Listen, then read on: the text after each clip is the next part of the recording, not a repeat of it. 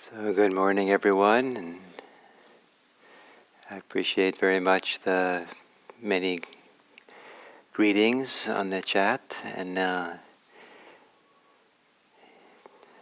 for the familiar names that I see. It's nice to feel like I'm come back after being gone for 2 weeks, and it is nice to be here.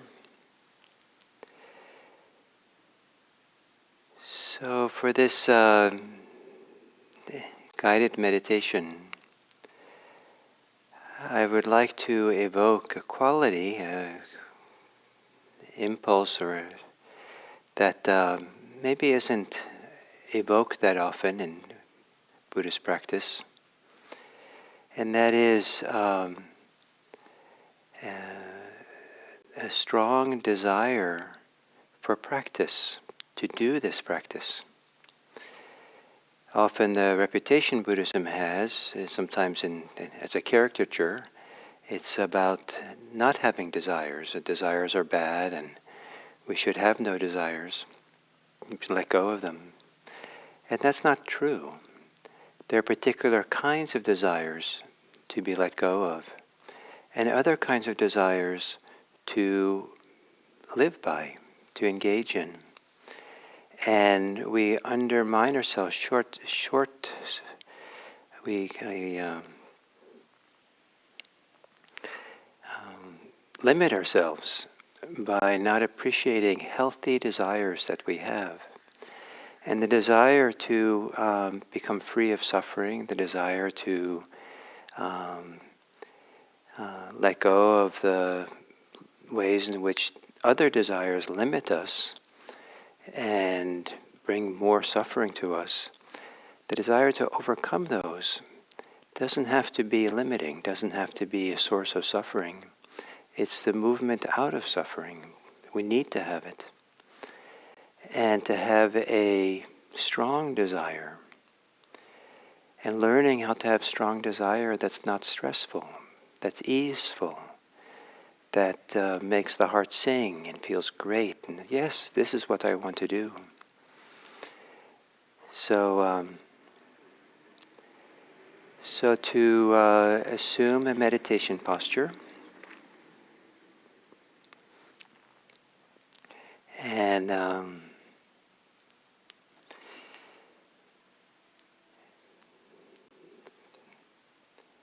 perhaps sitting up a little bit straighter than normal, so that the chest is maybe, without being strained or puffed up, the chest is a little more open to the possibility of confidence.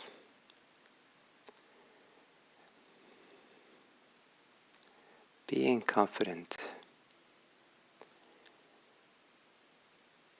And then lowering your gaze to about, down towards the floor perhaps, or in some way having your gaze, if your eyes are open, be soft and relaxed. Not looking at anything in particular. Maybe even the eyes are gently moving about, but not really looking at anything.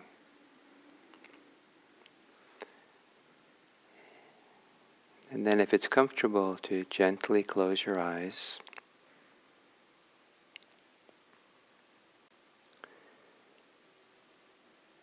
And gently let your body relax.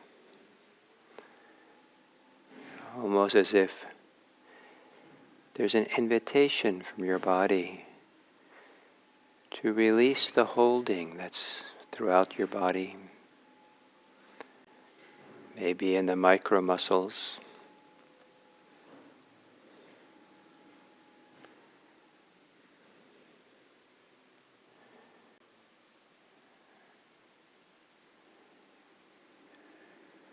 Softening the shoulders.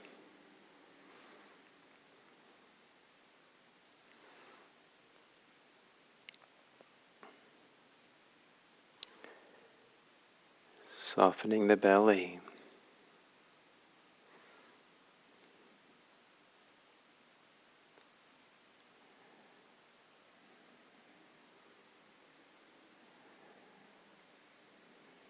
Maybe relaxing the muscles of the face, around the eyes, cheeks, jaws.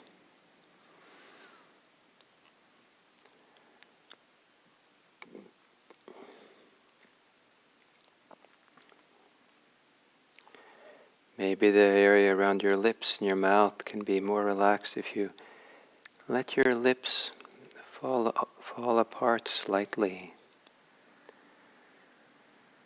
And if you want them touching, gently float them together again.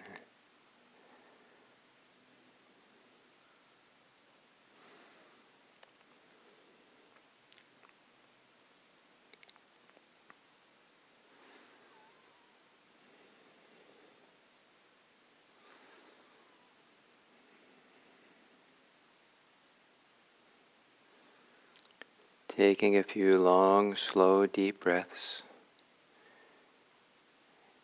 And relaxing again throughout your body as you exhale.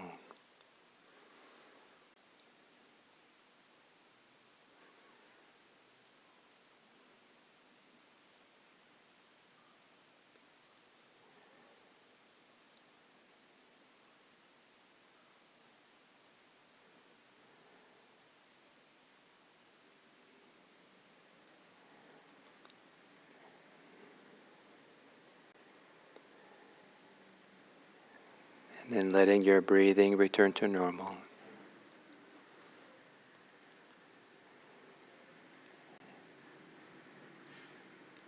In whatever way it's available to you, nothing dramatic, to feel the stillness or the quiet within.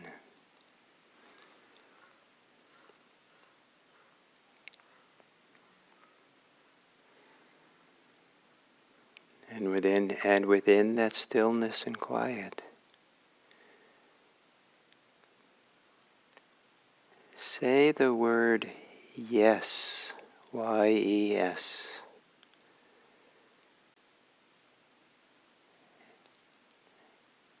And see what, in that quiet, what gets evoked in a simple yes.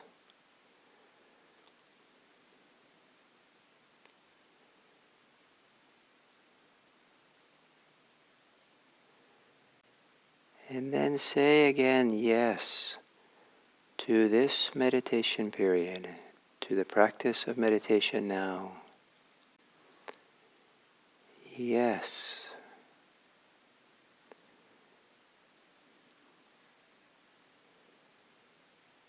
And maybe a yes again for being mindful, being aware here and now. Yes, this is the practice.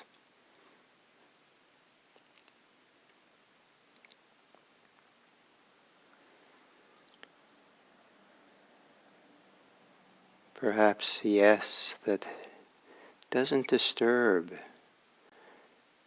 whatever degree of calm or quiet there is inside. But it does gently animate it, energize it with a sense of purpose, a sense of willing to engage, to practice.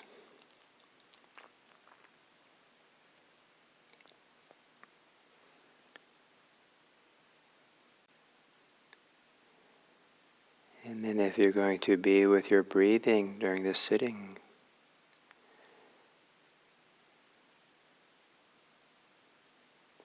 maybe your label, your note for the exhale can be yes, or for the inhale. A gentle, quieting yes that keeps you on track, keeps you here. A certain heightened attentiveness to just this moment of practice. Here, now, yes. This is the place to be, to practice. in this body at this time. An affirmation that gives some weight or intentness to being here and now with a quiet, attentive mind.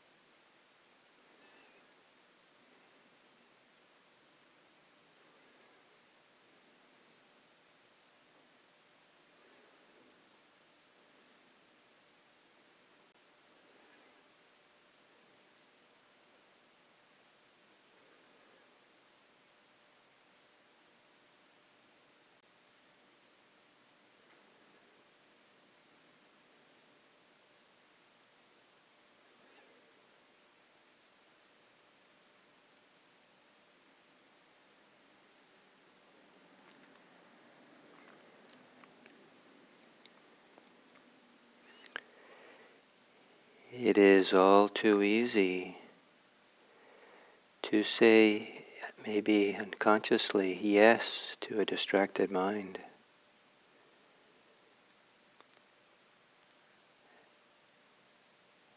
Instead, say yes to being here and now in this practice of mindfulness. Let that yes, that affirmation of the practice, the desire to do it,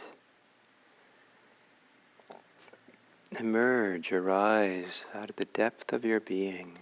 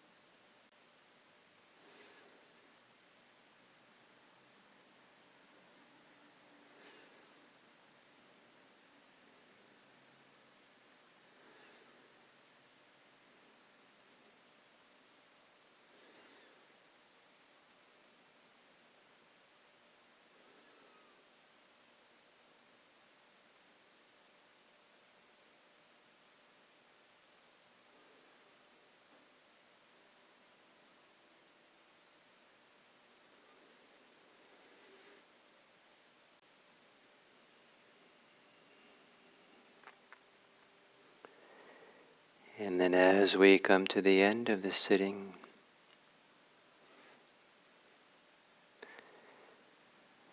to turn the attention outward into the world that is filled with both suffering and happiness, filled with potential for greater suffering and greater happiness. And to look upon that world with a yes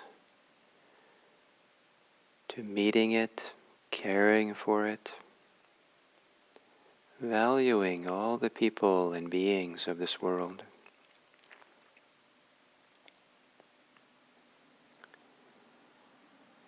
And saying yes to whatever movement of heart you might have that wishes for the happiness and welfare of others, for everyone. May all beings be happy.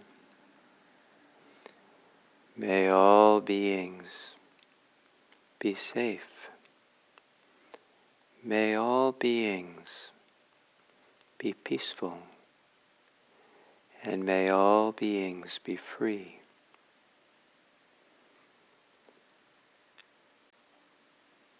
And may the wholesome desire to work for this possibility, may it live in us for our own welfare and happiness as well. May we become freer through the desire to bring freedom to others.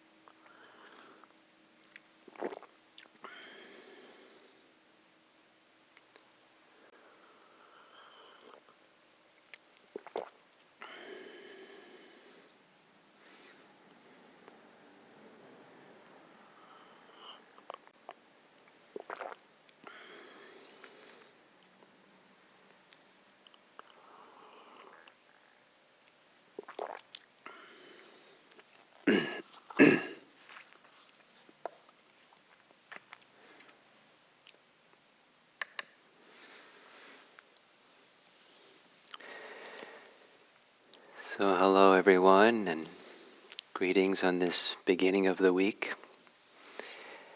And this week what I'd like to do is to pair up for these 5 days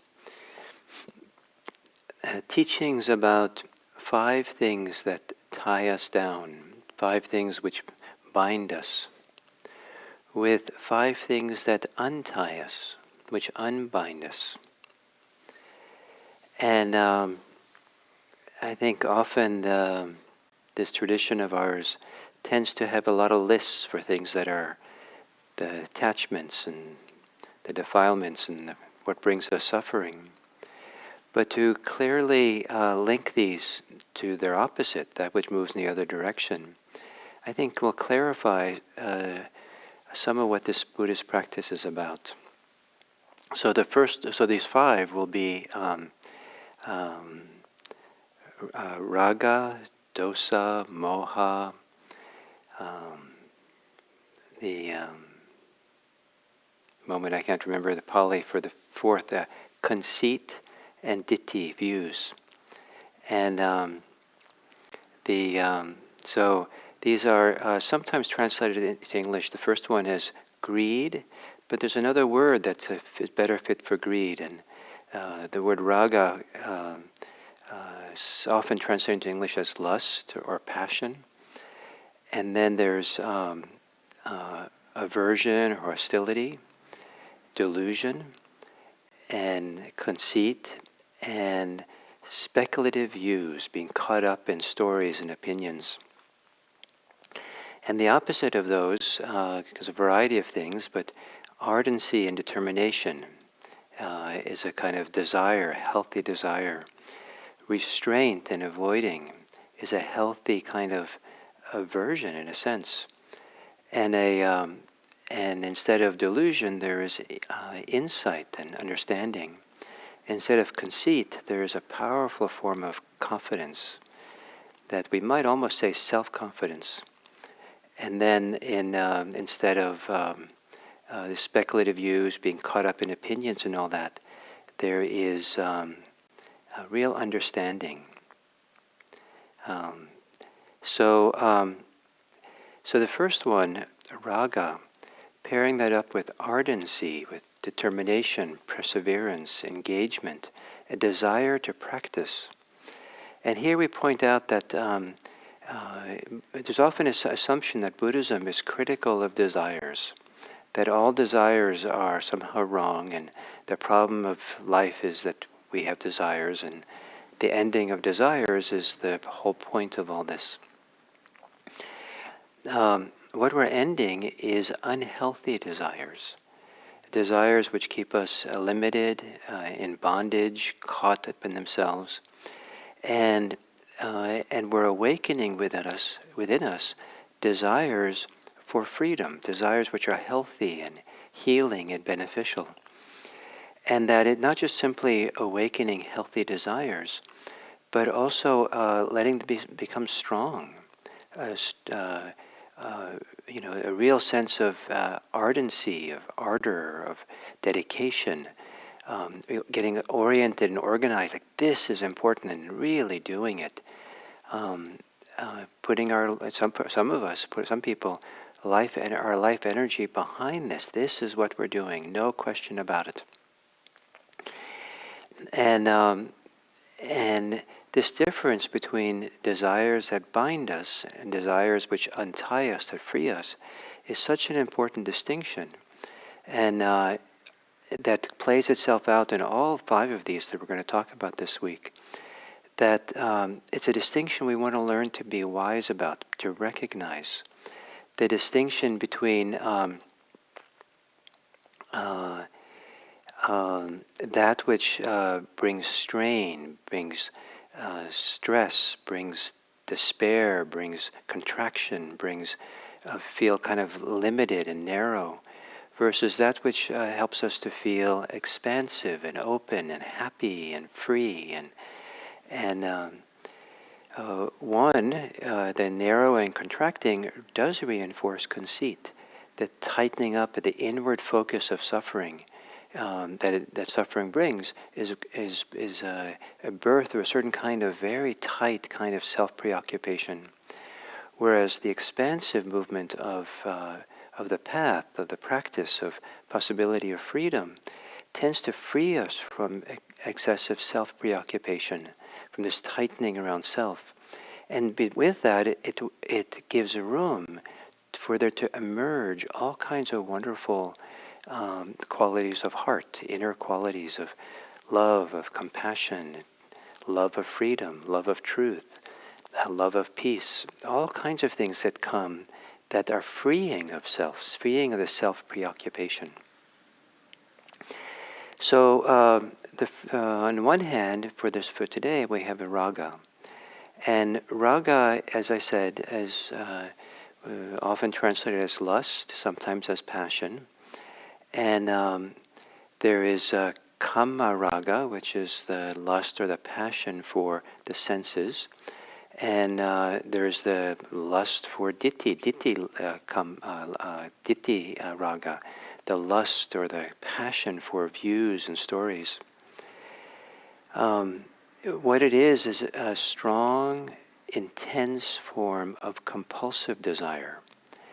I think of it as a drivenness, that desires which has us by the nose, and we have almost no choice but to follow it, or be pushed around by it, or give into it. It's very, very compelling.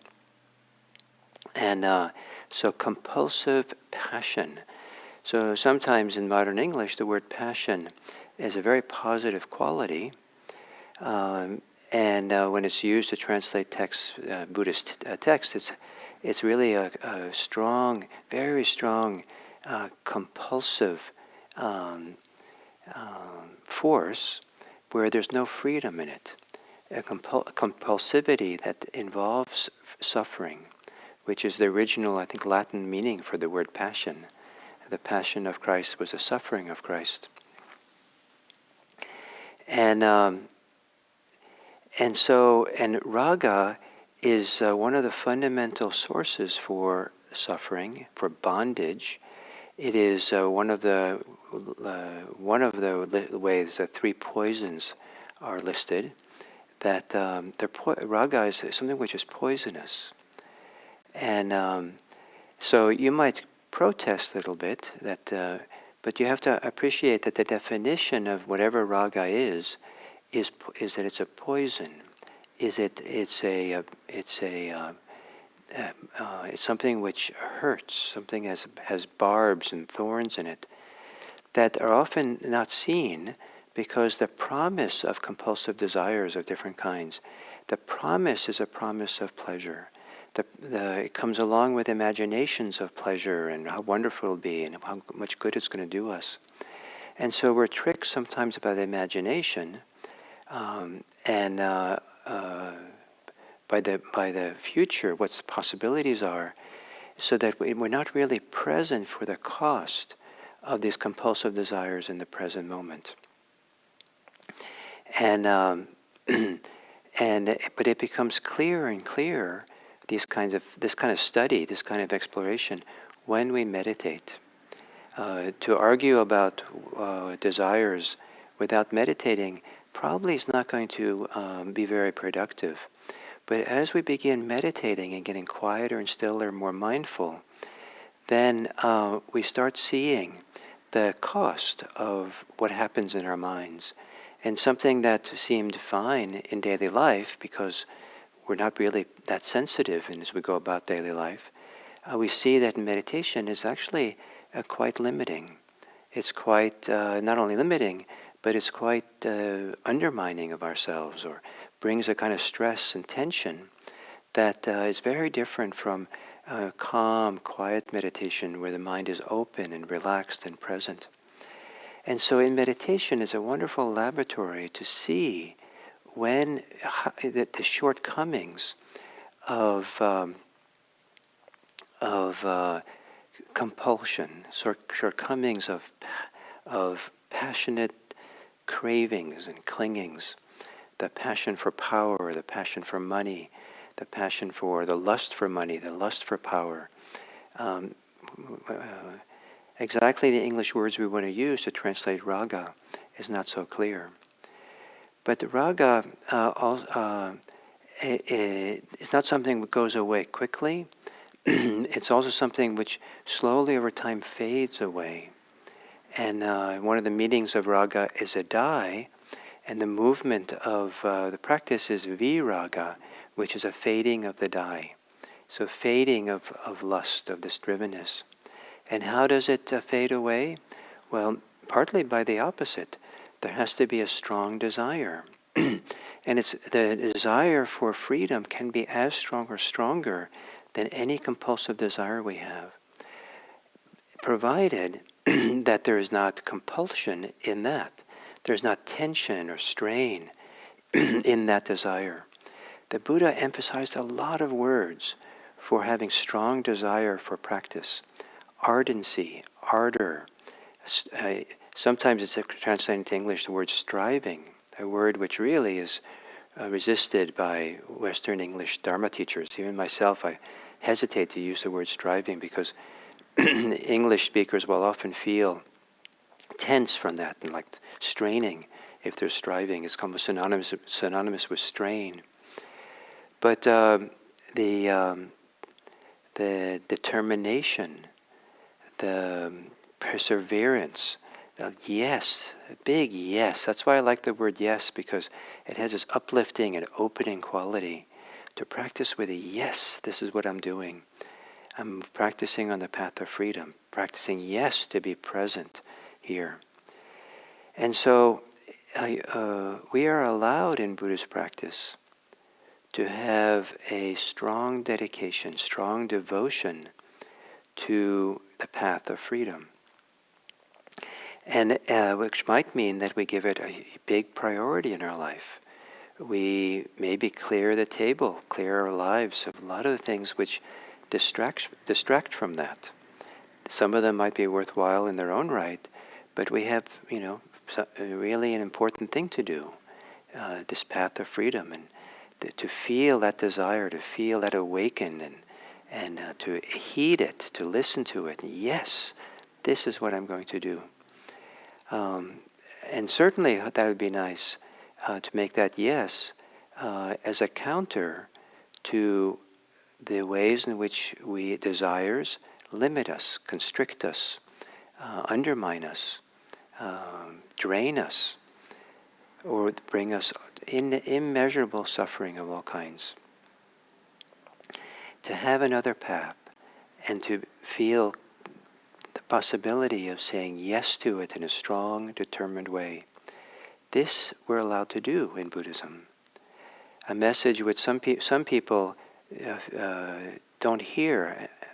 They hear the opposite, almost, like you just accept and be present and in some kind of gentle, soft way, but don't try a lot. But trying with this healthy desire is one of the great pleasures of life. So the pleasure of practice with enthusiasm, the kind of enthusiasm that helps the mind quiet and become peaceful. And as I said, the laboratory of meditation is one of the great places to discover how there can be strong, healthy desire in a way that helps bring greater peace, greater calm, greater settledness. Calm, peace, and strong ardor can go hand in hand. And so thank you for this, and I hope this has given you something to consider, and for you to spend some time the next day to see if you can find out the physical, emotional, mental distinction, sensations, experience, the difference between compulsive desire and freeing desire. And if you can see that difference, maybe you can set your freeing desire free to support you in your life. So, thank you.